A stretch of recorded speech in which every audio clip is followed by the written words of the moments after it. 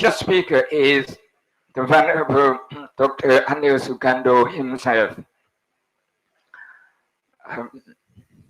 Again, I feel very inadequate to introduce him to you because he doesn't need this at all, but just for the sake of formality and from the point of view of my own personal relationship with him, we work in a few organizations together as a colleague. The International Association of Buddhist Universities, we co-founded this with Sadhguru Sayadaw, who is our chairman, and the Venerable Dr. Sakya is our honorary treasurer, and I myself had the honor of holding the Secretary General responsibility. And Nepal may rightly claims Venerable Dr. Anil Sakya as their proud son. At the same time, the Kingdom of Thailand also claims him to be one of their own because he has been educated and ordained there under the Sangha Raja of Thailand, who arranged for him to go and study at the University of Cambridge in England. And he received his Master of Philosophy in Anthropology in Cambridge, and then he completed his PhD under Professor David Kellner, a well-known anthropologist at Brunel University. Venerable Dr. Sakya is an organizer. He is an academic, is a Dhamma tutor with philosophy of his own. So for all those work, the King of Thailand has conferred on him a title, Sajja Wangsa Visuddhi. That's an honorary title that is known in Thailand. And he is also Deputy Rector for Foreign Affairs of Mamagut Buddhist University.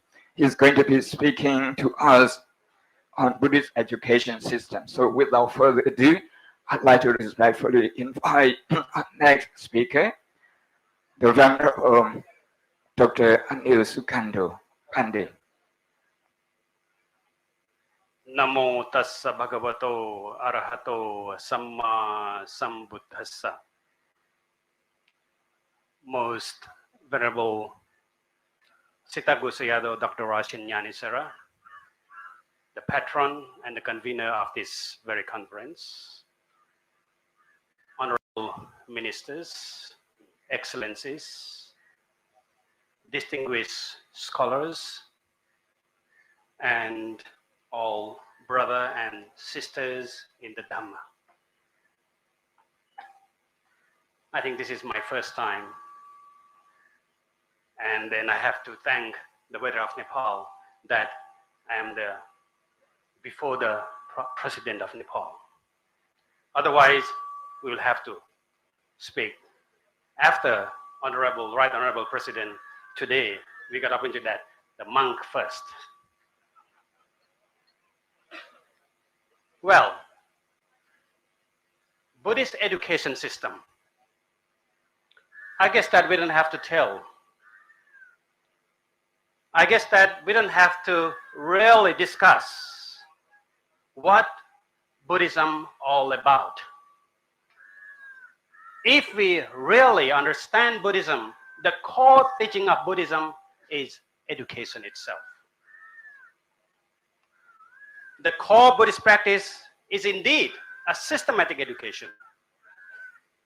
Buddhist monasteries played a prominent role in disseminating both religious and secular education from the time a long, long time ago. When we think about the Buddhist history, when we think about all these ruins and all these Buddhist monasteries, we know for sure that all those Buddhist monasteries is not only played a role as a religious institutions or religious kind of giving service to religious purpose, but main purpose of these Buddhist monasteries is education. Education is a main teaching of the Buddha. Why? To put simply, actually when we think about educations, we might ring the bell, the simple word called Eightfold Noble Path, which I personally convinced that the very word Eightfold Noble Path is proclaimed here in Lumbini. It is in the inscriptions of the King Asoka. For many, they might translate the word Ubalike kate attabhagiyecha. For many, for centuries, we have been translating that very word as the King Asoka reduced the taxing of these villages in Lumbini. He took only 1 out of 8. Very convincing indeed. But looking at all the inscriptions of the Asoka, not only in Nepal, in India and elsewhere,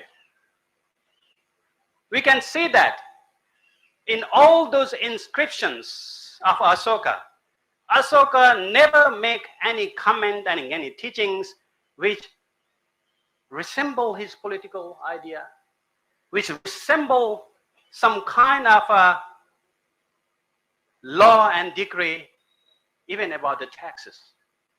Why on earth in Lumbini? Why on earth in Lumbini that Buddha and the King Asoka said that he want to tax Buddhist people there? Who want to tax the people who follow the Buddhas? It doesn't make sense to me. It doesn't make sense at all. So I'm proposing, as a part of my appealing to all the scholars here, King Asoka proclaimed the whole idea of Eightfold Noble Path in that inscriptions. When it says that Ubalike kate attabhagiyecha, instead of interpreting as a 1 out of 8 text, why can't we have a broader idea and says that the King Asoka encouraged all villagers here in Lumbini Game, in the village of Lumbini, to practice, to follow the Eightfold Noble Path. Why I'm emphasizing on this? Because that is the main idea I want to propose as a Buddhist education system. What are those Eightfold Noble Paths? Of course, in abbreviations, we call Sila. In abbreviation, we call Samadhi. In abbreviation, we call Panya. And what are these titles? Sila, Samadhi, Panya. Moral, morality, mental development, 3M. And all this morality, morality, meditation, and mental development is basically, it is entitled in all the Buddhist canon as a threefold educations, threefold training. What we train, what we educate. As a Sila, or the precept or the morality, it is very important to us, because Sila, it doesn't mean that just a precept. Sila doesn't mean that it's just to restrain or kind of say no and do and don't. In Sila, if we memorize, if we think, in every Buddhist rituals, which I'm sure that we are going to do in the official opening, we talk about giving the 5 precepts. Panadipata veramani sikkhapadang sammadhiyami. Beware the word sikkhapadang. It says that I accept, I admit that I will study, I will train myself, sikha, padang, the way, the lessons. Of what?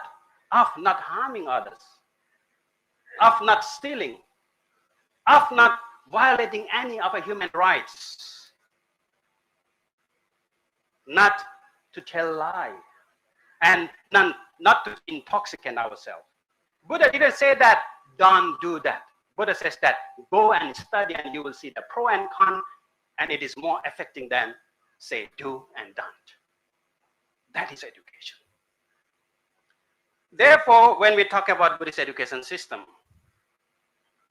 it's very important to realize, to understand what is the intention of Buddhism itself. That's why I say that actually Buddhism is an education system. Being a visiting professor in Western countries, I sometimes in a very difficult positions when I have to define Buddhism. When they ask that what is Buddhism? As a normal formula, as we say that Buddhism is a religion.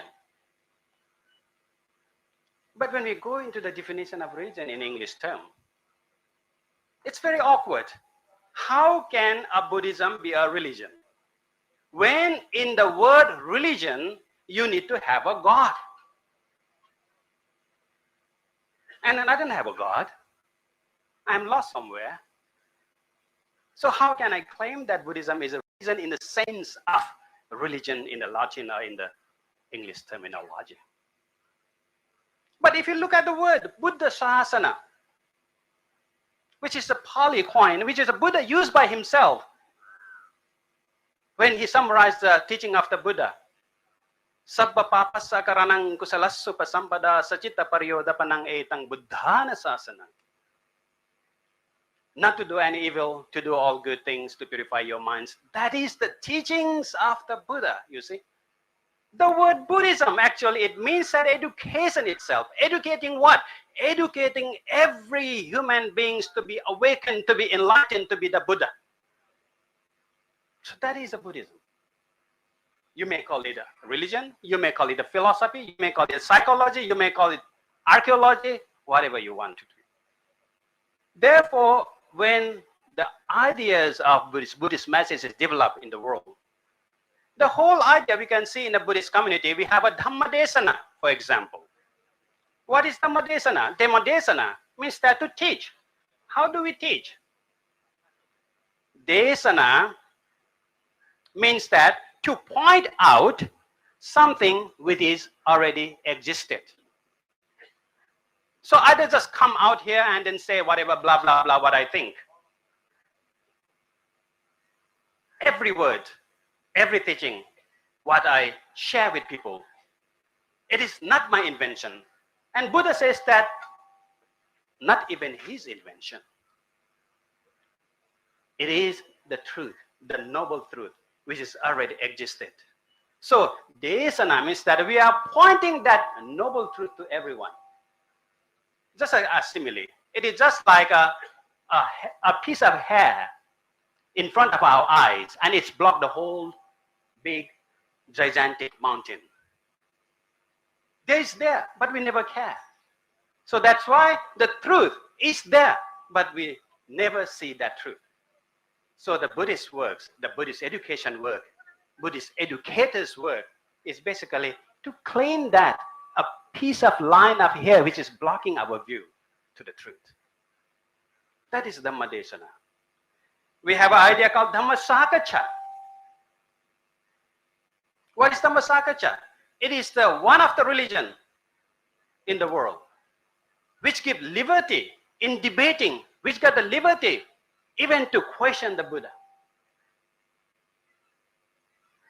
Buddha says that the truth is truth, not because Buddha found it, because it's not Buddha said it. Truth is there because by itself.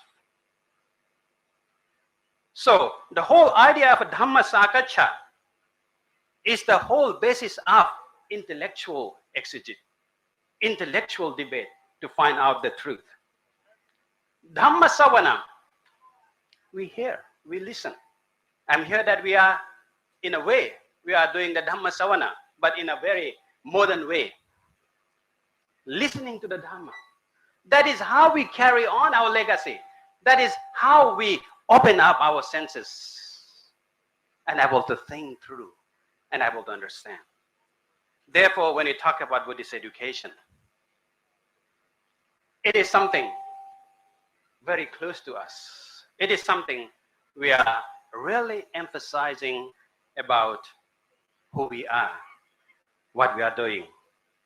And this conference is unique in its kind. This might be the first time that we are bridging this sacred, secular, and academic aspect of Lumbini on the same platform. We have world-renowned UNESCO-affiliated Lumbini archaeologists. We have a UNEP-affiliated climate change expertise. And of course, many Buddhist monastics, esteemed Buddhist scholars of multidisciplinary on the same platform. Working for what? For the same goal of promoting, protecting, and preserving Buddhist culture. We are promoting, protecting, preserving our world heritage. I guess that most of wearables and the one is audience already get my keynote speech. But I am not trying to read it because some voice telling behind me that the president is already at the airport. He is on the way to the air. So if I read it, I will lose myself because the air is coming closer. So what I'm trying to do is that trying to relay the message as long as when they ask me to stop, then I will stop anytime. So what I would like to really share with you in this theme of Buddhist education system is that I want you to really think about ourselves and then ask ourselves, what does education really mean? Why do we go to school? It's become more or less, automatic. When we're born, we learn language. Our parents send us to the school, whether we like it or not. And then we grow up time to time. Good. So what does a real education means? Why do we go to school? Why do we learn various subjects? Why do we pass examinations and compete with each other for better grades? What does this so-called education mean and what is all about? So that's why if we really look at the Buddhism, if we really look at the Buddhist education system, we can get that answers without going to any universities. We can get these answers within the university of our own mind. So this is a long speech, you can read yourself. But just to give a little bit of idea, Buddhist education system is a machine which can transform every human beings from ordinary human, what we call is Puthujana, to become a better human called Kalyana Jana. And even to better human, Seka Pugala, one who educated, and a Seka Pugala in the last stage that we don't need to be educated anymore. We are fully educated. So that is a stage of a Buddhist idea, Buddhist education system. When you think of etymologically, it is very interesting. In Pali, the word Sikha, which made up from Sayang Ikha, what means that self-seeing, Sayang, by yourself, understanding by yourself, Saha Ikha, communal understanding, or Sayang or Samma Ikha, which means that right seeing or understanding. Therefore, education or Sikha in Buddhism means learning or experiencing things through self-seeing or seeing together, which are conducive to the righteousness and humanity, which is very close to that. education in English to bring out your humanity outside. I have something around 4 minutes, so I will jump to a conclusions, some kind of idea which I want to share, that what all Buddhist education is all about. I want to put in the very 3 bullet points. If we look at the whole history of Buddhist education, Buddhism to 2,500 years, I can just put it simply as a pre-modern Buddhist education system, which I mean from the way how we develop carry on our education, be a monastic, and mostly, of course, monastic in old age. And then I could say that there's another system which is overlapping in modern days. It's called modern Buddhist education system, which is again overlapped by the extra modern, what I call this postmodern Buddhist education system. And all these 3 kind of education system overlapping, each other even these days. We have a ancient sort of a pre-modern Buddhist education system which will encourage monks and venerables to memorize all the text after text. We can see in Burma that there's venerable monks who can memorize the whole Tipitakas, nearly 80 volumes of them by heart. We revere and we respect. We have all in Sri Lanka, in Burma, Tipitaka-acharya, Dharma-acharya, Pali 9, and so great scholars. But one of the disadvantage, the modern education trying to blame, trying to complain, is that those revered monks are very good at knowledge.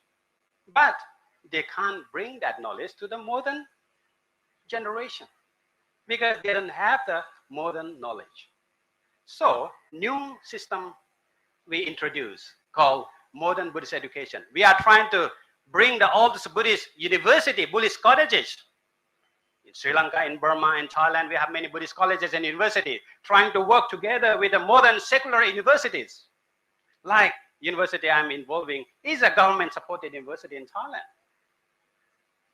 But what happened? We are trying to bridge the ancient knowledge, the text, and we are trying to bring all the secular knowledge together. But we have a same time, 24 hours. We are bringing 2 big source of knowledge together. So what happened is that all the graduates from those universities, very few who come very good. Otherwise, we are creating mediocre Buddhist scholars. I don't know whether this is right or wrong, but that is a history we have seen. And now we have another one, is postmodern. Like in the university in the West, all these modern universities trying to say that Buddhism is a pure academic fantasies. Buddhism is pure academic tools. They are going through, they are studying this and that. And what happened? The first group of ancient Buddhist modern have a firm faith. The second one is so-so. But the postmodern is that they construct everything and they see every Buddhist thing as an object of study, and there is no faith at all. It's just an entertainment of education. So this is briefly, I can put it in a few minutes, of education what's going on. So there is a pro and con if all those education system. My last sort of a comment to want to share, I guess that you can read all things, is that we just came out here just now. Our topic is that promoting, preserving, and protecting. What is all this about? I would say that that is a very thing of Buddhist, hardcore study of Buddhism. Because we are promoting what? We are promoting, basically means that is a Buddha. Buddha means that intellectual understanding. Buddha means that the knowledge. We need to promote not only Lumbini, but we need to promote the whole knowledge of Lumbini. For what? For the enlightenment. To be a Buddha. So I say that promotion is equivalent to the Buddha. Preservations. That is a Dharma indeed. Dharma means what? Dharma means that by etymology, it's something that it upholds together. The truth, the absolute truth, which hold together. And how do we do that? That we have to preserve, because if we don't preserve, it destroys. And the truth is gone. And it will become not the truth anymore. So preservation of truth is that we have to study, we have to go through all the texts in order to understand ourselves, in order to understand our mind. That is a preservation. It is not only the preservation of Lumbini, but preservation of Lumbini through Dharma preservation. And of course, the last one is protections. Protections, I would say that is equivalent to the Sangha. Sangha means grouping. Sangha means a group, a community, the gathering. And if we don't protect our gathering, if we don't have our security guard, if we don't have all these rules and regulations, of course, this gathering will be chaos. Therefore, protections is that we need to protect our every fragile human mind. We need to protect the community. We need to protect in a way that respecting each other. How do we live together?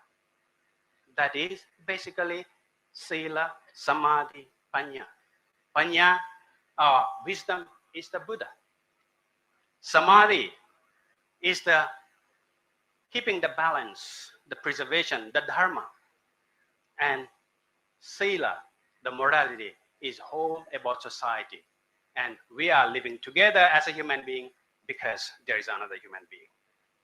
The whole idea of a Sila is that recognizing and accepting the existence of the other. Compassion. So therefore, please, if you are going to talk about everything in this conference, promoting, preserving, protections is not far away from what we are doing, taking refuge to the Buddha, Dharma, the Sangha, what we are talking about the Sila, Samadhi, Prajna, and so on. I hope that within these few days, we can talk more about it, and then we can be ourselves, the Buddha, ourselves become a Dhamma, ourselves become a Sangha, instead of imposing to each other. Thank you very much.